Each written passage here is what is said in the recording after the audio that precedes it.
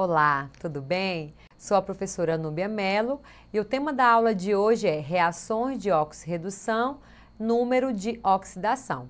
Então hoje a gente vai estar falando especificamente de substâncias ou elementos químicos que doam elétrons e que recebem elétrons.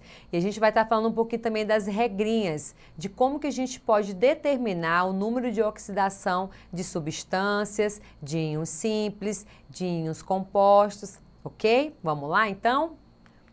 Então, reação de oxirredução e redução. Refere-se ao processo em que há transferência de elétrons entre espécies químicas, átomos ou íons de substâncias que reagem entre si. Essa palavra é a junção de oxidação mais redução, que são processos opostos, porém que são complementares. Uma ocorre dependendo da outra, ok? Se uma substância vai perder elétrons, é necessário que tenha outra para receber esse elétron, ok? Então vamos lá. O número de oxidação representa a carga elétrica de um elemento no momento em que esse participa de uma ligação química. E aí a gente pode estar relembrando, existem 3 tipos de ligações químicas e elas só podem ocorrer por conta dessa questão dos elétrons. Então, as ligações iônicas, nós vamos ter a transferência desses elétrons.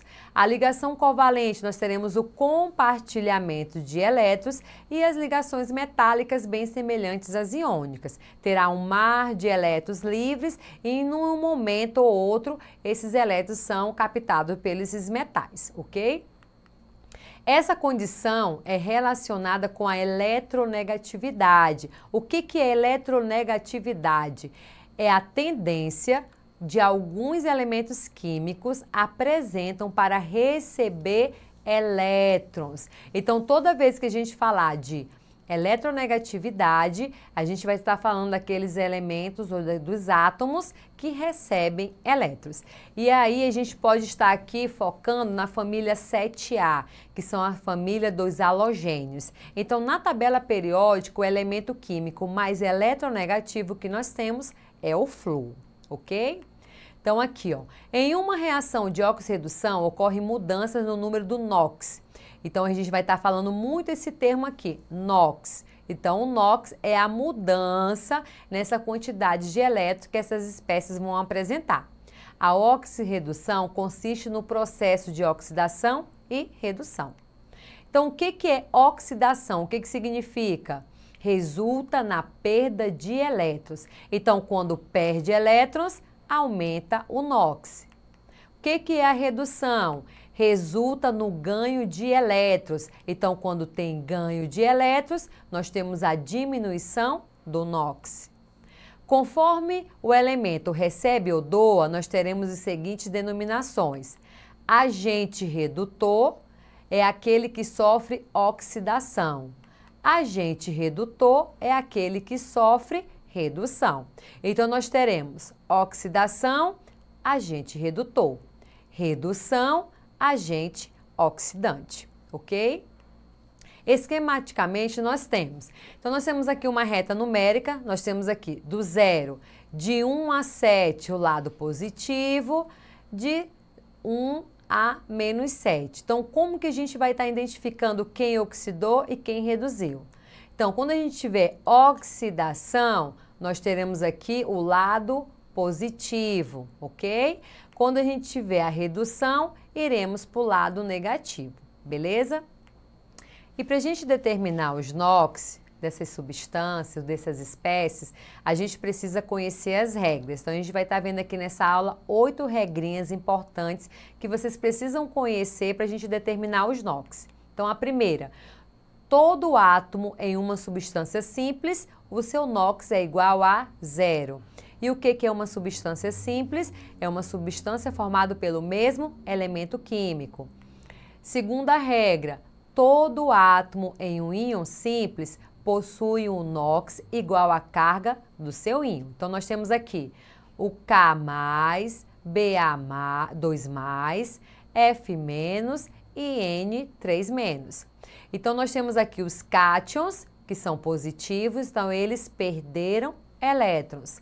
Nós temos aqui O sinal de menos representa os ânions, significa que eles ganharam elétrons. Então, quanto? Então, aqui, ó, se só tem o mais, lembrando que não precisa aparecer um 1. Então, o símbolo já representa que ele perdeu um elétron. Igual aqui no F, ó, menos significa que ele ganhou um elétron.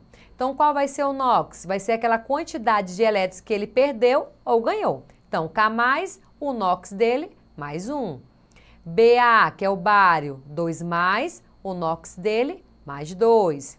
O flúor, menos, então o NOx dele, menos 1. E o nitrogênio, 3-, então o NOx dele, menos 3. E aqui não importa, tá?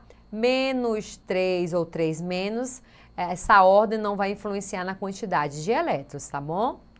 Terceira regra. Então, aqui a gente tem uma tabela, vocês não precisam decorar essa tabela. A minha orientação é que todas as vezes que você for fazer o exercício, se você também quiser copiar no seu caderno, é importante. Por quê? Porque você não precisa estar decorando todos os elementos químicos da tabela periódica, tá? Então, metais alcalinos, que são da família 1A, qual vai ser o NOx deles? Mais 1. Metais alcalinos terrosos, que é a família 2A, qual vai ser o NOx desses elementos químicos? Mais 2. O zinco, o NOx dele vai ser mais 2. A prata, o NOx dele vai ser mais 1. E o alumínio, o NOx dele vai ser mais 3. Então, esses aqui são os elementos químicos onde o NOx é fixo. Então, não importa qual seja a substância que eles estejam, o NOx não vai mudar, ok? Quarta regra, o NOx do hidrogênio. Aí aqui a gente tem algumas exceções.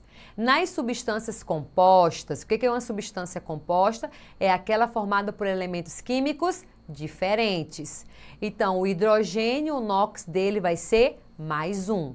Então, nós temos aqui o hidrogênio com o bromo, o hidrogênio com o enxofre e o oxigênio, nós temos o hidrogênio com o carbono e o oxigênio. Nesse caso aqui, o NOx dele, ó, são substâncias diferentes, porém ele possui o mesmo NOx mais 1.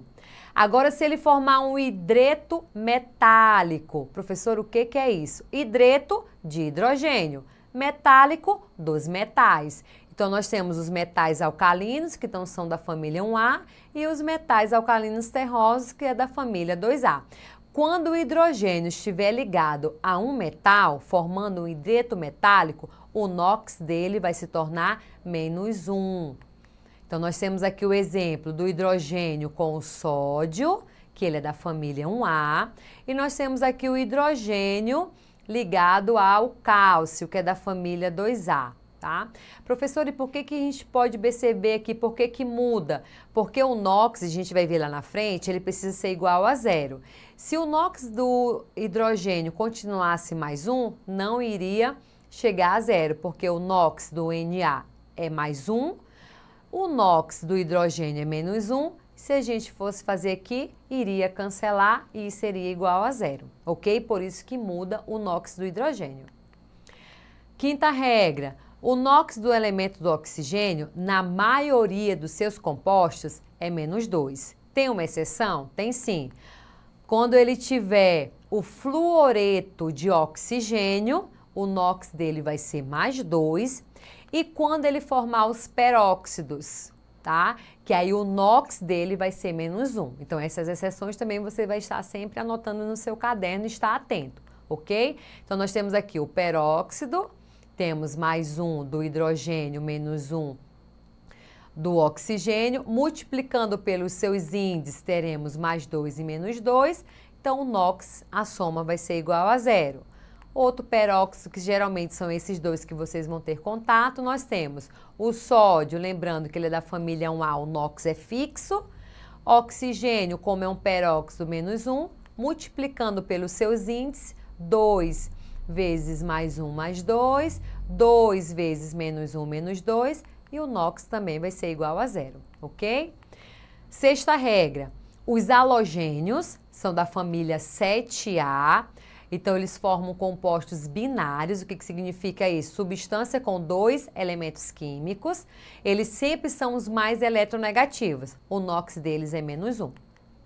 Calcogênios são da família 6A, os NOx deles serão -2. Então, esses são os elementos químicos da família 6A. Sétima regra, a soma dos NOx de todos os átomos constituintes de um composto iônico ou molecular precisa ser sempre igual a 0, ok? Então, nós temos aqui uma substância, o NOx do sódio é +1, do oxigênio -2 e do hidrogênio +1. Então, nós teremos aqui +1, mais, colocando entre parênteses por conta do sinal do menos, -2, mais +1, ele precisa ser igual a 0. E aí nós temos aqui outra substância, o Al tem o NOx +3, o oxigênio tem o NOx -2, ele precisa ser igual a 0, e você vai organizando igual uma função matemática, e nós teremos aqui que somando aqui, nós cancelaremos e será igual a 0. E a oitava e última regra, nós teremos, no íon composto, a soma dos NOx é igual à carga do íon, diferente de quando a gente tiver uma substância neutra. Então, nós temos aqui, ó, um exemplo. Como que eu sei que ele é um íon, professora? Porque tem aqui, ó, -4. E pode ser tanto um íon negativo como um íon positivo, ok? Então, nós temos aqui, ó, o P, que é o fósforo. Nós temos aqui o NOx, que a gente não conhece, a gente vai calcular. Então, 2 vezes X, 2x. Mais, da onde que veio esse 7? Está aqui, é o índice do oxigênio. -2, porque é o NOx do oxigênio que é fixo. Igual à carga do íon. Qual é a carga do íon? -4. Então, a gente fazendo a multiplicação e as somas, nós teremos que o NOx desse elemento químico fósforo, nesse íon, será igual a +5. Ok? Na aula de hoje a gente viu sobre o número de oxidação e as regras para a gente determinar. Não deixe de acessar a plataforma Eduque. Bons estudos e até a próxima!